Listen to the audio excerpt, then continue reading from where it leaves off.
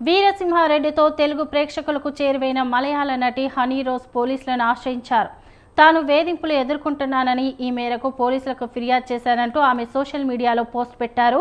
దీంతో కేరళలోని ఎర్నాకులం నగర పోలీసులు దాదాపు 27 మందిపై కేసు నమోదు చేశారు. అందులో కుంబలంకు చెందిన ఒక వ్యక్తిని అరెస్టు చేశారని స్థానిక పత్రికల్లో వార్తలు వస్తున్నాయి.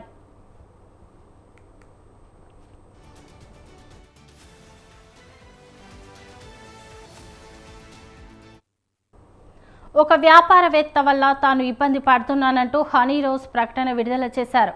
ఒక వ్యక్తి కావాలని నన్ను అవమానించడానికి యత్నిస్తున్నాడు. నేను సైలెంట్గా ఉంటుంటే ఆ వ్యాఖ్యలను నువ్వు స్వాగతిస్తున్నావా అని చాలామంది అడుగుతున్నారు. ఆ వ్యక్తి గతంలో కొన్ని కార్యక్రమాలకు నన్ను ఆహ్వానించాడు. వేర్వేరు కారణాల వల్ల వెళ్లేందుకు నిరాకరించాను. అందుకు ప్రతీకారంగా నేను హాజరయ్యే ప్రతి ఈవెంట్కు రావడం, వీలు కుదిరినప్పుడల్లా కించపరిచేలా వ్యాఖ్యలు చేయడం ప్రారంభించాడు అని ఆమె పేర్కొన్నారు. దీనిపై తాను పోలీసులకు ఆశ్రయించినట్లు చెప్పారు.